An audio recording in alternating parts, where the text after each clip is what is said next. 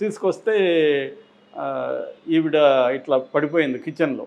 అదేంటి అమ్మాయి ఇలా పడిపోయింది అది ఇదని ఈ అమ్మాయి టెన్షన్ పడుతుంటే, నువ్వు ఏం కాదు, నువ్వు వెళ్ళి మీ ఫ్రెండ్స్ ఎవరన్నా ఉంటే పిలుచుకురా అని చెప్పింది. ఈ పాప భయపడి వెళ్ళలేదు. వెళ్ళకపోయేసరికి ఈ అక్క ఫోన్ చేసింది మళ్ళీ శివకి. ఎందుకంటే ఆమె కదులుతుంది, కాళ్ళు చేతులాడిస్తుంది. శివకు ఫోన్ చేసి, శివ మా అమ్మ చావలేదురా, కదులుతుందిరా అంటే, వస్తున్నాను అని చెప్పాడు వాడు. ఫోన్ పెట్టేసింది. ఫోన్ పెట్టేస్తే వాడు వచ్చాడు. వాడు వచ్చి మళ్ళీ సుత్తితో కొట్టారు ఆమెని. కొట్టి మళ్ళీ చంపారు. ఇదంతా చిన్నపాప చూస్తుంది.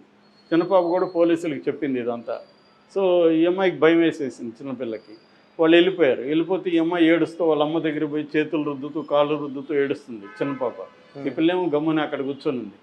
నువ్వేం చేసినా అంతా వేస్తూ ఇంక లేవదంటుంది అమ్మాయి. సో ఈ అమ్మాయి బయటకు వచ్చి అరుస్తూ పక్కింటి వాళ్ళు చెప్పింది. వాళ్ళు ఫోన్లు చేశారు పోలీసులకి. పోలీసులు వచ్చారు. వీళ్ళని అందరినీ కూడా అరెస్ట్ చేశారు. అంటే ధైర్యంగా పారిపోకుండా అక్కడే ఉన్నారు.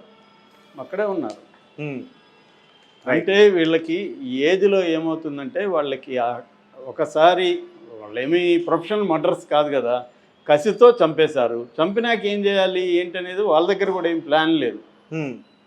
దానివల్ల గమ్మున అయిపోయింది, దొరికిపోయారు అంతే. సో ఇంక వీళ్ళని మామూలుగా అయితే జోనైల్ కోర్టులో పెడతారు. ఇప్పుడు జోనైల్ హోమ్స్ ఉంటాయి వీళ్ళకి. జోనైల్ హోమ్స్లో వీళ్ళని పెడతారు. వాడు 19 ఏళ్ళు కాబట్టి వాడిని జైలుకి పంపిస్తారు. ఈ అమ్మాయికి 18 నిండలేదు కాబట్టి జోనైల్ హోమ్లో పెడతారు ఈ అమ్మాయిని. మరి ఈ అమ్మాయి లైఫ్ ఏమవుతుందో తెలియదు. మామూలుగా అయితే శిక్ష పడుతుంది, మరణ శిక్ష. కాబట్టి జోనైల్ హోమ్లో 18 ఏళ్ళు నిండే వరకు పెట్టి తర్వాత రెగ్యులర్ జైలుకి అమ్మాయిని పంపిస్తారు. ఇది పద్ధతి. వీళ్ళు ముగ్గురికి కూడా జైలు ఖచ్చితంగా ఉంటుంది. కాకపోతే శివకి వాడికి కూడా 18 ఏళ్ళు అంటున్నారు, తమ్ముడికి యశ్వంత్కి. సో వాళ్ళిద్దరికి రెగ్యులర్ జైలే ఉంటుంది. సో వాళ్ళు జైల్లో మరింత క్రిమినల్స్గా తయారయ్యే అవకాశాలు ఎక్కువ ఉంటాయి జనరల్గా. మరి ఏం జరుగుతుందనేది తెలియదు. అంటే వీళ్ళంత ఆలోచన ఉన్నట్టుగా ఈ అమ్మాయికి కానీ వాడికి కానీ మనకు అర్థం కనిపించలేదు. ఆలోచన ఉండేవాళ్ళు చంపేనాక మళ్ళీ మన ఇద్దరం జైలుకి వెళ్ళాలి కదా, అదేదో మనం ఎట్లాగో లేచిపోయినాం, మన బతుకు మనం బతకదాం అనుకోండొచ్చు. ఎట్లాగో వెళ్ళిపోయారు వాళ్ళ ఇల్లు. కొద్ది రోజులు ఉంటే ఈ అమ్మాయికి వయసు నిండుతుంది, 2 ఏళ్ళు ఉంటే. సో ఆ తర్వాత మేజర్ అవుతుంది. వాళ్ళ పద్ధతులు వెళ్ళిపోయిండొచ్చు, పోలీసులు చెప్పారు, అయిపోయింది. కానీ వాళ్ళు గ్రడ్జ్ పెంచుకున్నారు.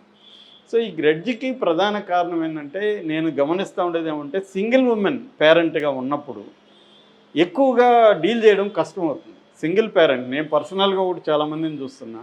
ఉమెన్ సింగిల్ పేరెంట్గా ఉన్నప్పుడు వాళ్ళ పిల్లలు ఈమె మాట వినరు. బ్యాలెన్స్ చేసేవాళ్ళు ఎవరు ఉండరు. ఇప్పుడు ప్రేమ వచ్చినా కోపం వచ్చినా ఒకరితోనే డీల్ చేయాలి. మామూలుగా ఇప్పుడు తల్లి తిట్టిందనుకో, ఎక్కడికి పోతారు పిల్లలు? తండ్రి దగ్గరికి పోతారు. నాన్న అమ్మ తిడుతున్నా, సరేలా ఎందుకు తిడుతుంది ఏంటని ఏదో నేను చెప్తాలే అని అతను కొంత బ్యాలెన్స్ చేస్తాడు. లేదు తండ్రి తిట్టినప్పుడు ఎవరి దగ్గరికి వస్తారు? తల్లి దగ్గరికి వస్తారు.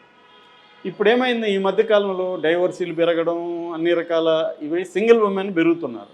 వాళ్ళ పిల్లలు ఏం చేస్తున్నారు, తిట్టినప్పుడంతా కోపం పెంచుకుంటున్నారు. దూరం పెరిగిపోతుంది మెల్లమెల్లగా. మళ్ళీ ఈమె దగ్గరకు తీయాలన్నా వాళ్ళు రావట్లేదు. అంటే బ్యాలెన్స్ చేసేవాళ్ళు ఎవరు లేరు, పెద్దోళ్ళు లేరు. ఇప్పుడు నేను చెప్పిన పాపకి నేను అప్పుడప్పుడు కౌన్సిలింగ్ ఇస్తుంటా. ఎట్లా అమ్మ, వాళ్ళ ప్రేమతోనే నిన్ను కంట్రోల్ చేయడానికి ట్రై చేస్తారు తప్ప నీ మీద ఏం ద్వేషం ఉండదు. వాళ్ళకి ఇవన్నీ చెప్తుంటాను. చెప్పినప్పుడు అమ్మాయి కనీసం వింటుంది. ఫస్ట్లో అది కూడా విందు. లేదు నువ్వు అంటావు కానీ వాళ్ళకి అసలు ప్రేమ లేదు నా మీద అని అంటుంది. ఇవన్నీ ఒక బ్యాలెన్స్ చేసే పేరెంట్స్ లేనప్పుడు తల్లి మీద ప్రెజర్. తల్లికి ఇప్పుడు ఈ తల్లికి, అంజలి అనే తల్లికి ఆల్రెడీ లైవ్లీహుడ్ చూసుకోవాలి, వీళ్ళకిద్దరికి పీజీలు కట్టాలి, పక్కన తర్వాత ఒంటరిగా ఉంది కాబట్టి ఎవడో ఒక ట్రై చేస్తుంటాడు ఏమో, దాని నుంచి కాపాడుకుంటూ రావాలి. మగవాళ్ళు ట్రై చేస్తుంటారుగా, ఖాళీగా ఉంది, ఒంటరిగా ఉంది, అందంగా ఉంది, ట్రై చేస్తుంటారు. సమాజం ఆమెను ఇదిగా చూస్తూ ఉంటుంది. వీటన్నిటినీ తట్టుకొని ఈ ఘర్షణ అంతా కూడా పిల్లల మీద చూపిస్తుంది ఒక్కోసారి ఈమె కూడా. సో వీళ్ళు నేను ఇంత కష్టపడుతుంటే ఈ పిల్ల నా మాట వినలేదనే కోపం ఉంటుంది. సో గట్టిగా అరవచ్చు, తిట్టచ్చు. సో ఇది సామాజిక పరమైంది. దీన్ని ఎలా సాల్వ్ చేస్తాం? వ్యక్తిగా మనం సాల్వ్ చేయలేం. అట్లాంటప్పుడు ఈమె ఏం చేసి ఉండాలంటే, జనరల్గా పేరెంట్స్ ఏం చేయాలంటే కొంత సైకాలజిస్టుల దగ్గరికి తీసుకెళ్ళాలి వీళ్ళని. కొంత వాళ్ళకి సైకాలజికల్గా ఇప్పించాలి పిల్లలకు కూడా. అది ఓపిక ఉండాలి, వాళ్ళని అర్థం చేసుకోవాలి. ఎందుకంటే ధిక్కరించే nature, rebel without a cause అంటారు. అంటే ఒక రెబల్ అయ్యే నేచరు ఏజ్లో ఉంటుంది. ఇంతకుముందు ఇంటర్మీడియట్ ఆ స్టేజ్లో ఉంటే ఇంకా తగ్గిపోయింది ఆ ఏజ్. ఇప్పుడు 10 ఏళ్లకే రెబల్ అయిపోతున్నారు పిల్లలు. సో ఆ రెబల్ అయినప్పుడు మనమేం ఫీల్ అవుతాము? నేను తల్లిగా ఇన్ని కష్టపడి ఇన్ని ప్రొవైడ్ చేస్తుంటే ఈ పిల్ల నా మాట వినలేదు అన్న కోపం మనకు కూడా వస్తుంది తల్లిదండ్రులకి. అందుకని వీళ్ళకి సపోర్ట్ సిస్టమ్స్ ఉండాలి, ఎవరైనా కౌన్సిలింగ్లు ఇవ్వాలి, అవి చేయాలి తప్ప ఫోర్స్గా ఈమె తప్పు ఎక్కడ చేసిందంటే పోలీస్ స్టేషన్కి కంప్లైంట్ ఇవ్వడం ఈమె చేసిన తప్పు. ఎప్పుడైతే పోలీస్ స్టేషన్కి కంప్లైంట్ ఇవ్వడం ఈమె గోల్ ఏంటి, వాడిని ఏదో బెదిరిస్తే అయిపోతుంది, బెదిరిస్తే అయిపోరు, ఇంకా పెరుగుతుందో అది. ఎప్పుడైనా బాయ్ ఫ్రెండ్ని కొట్టినా బెదిరించినా అమ్మాయిలకి ఇంకా పట్టుదల పెరుగుతుంది. అవును. సో అది ఈమెకి మేబీ ఆమెకి ఎవరైనా సపోర్ట్ సిస్టమ్ లేకపోవచ్చు, డీల్ చేయలేకపోవచ్చు, బాధ ఉండొచ్చు కూతురు ఇట్లా అయిపోయిందని. వీటన్నిటి నుంచి పోలీసుల దగ్గరికి వెళ్ళింది. పోలీసులు అంతకంటే నేను అనుకోవడం వాళ్ళు పోలీసులు కరెక్ట్గానే డీల్ చేశారు. అంతకంటే వాళ్ళు ఏం చేస్తారు, వాళ్ళు అంతకంటే ఏం చేయలేరు. ఇప్పుడు వీడిని జైలుకి పెడితే ఇంకా పెద్ద ఇష్యూ అయింది అది. కాబట్టి వాళ్ళు ఏం చేయలేరు, వాళ్ళని నిందించి లాభం లేదు. పేరెంటల్ దీంట్లోనే చూసుకోవాలి, తల్లిదండ్రులే మోర్ జాగ్రత్తగా ఉండాలి. పిల్లల యొక్క రెబల్ నేచర్ని అర్థం చేసుకోవాలి.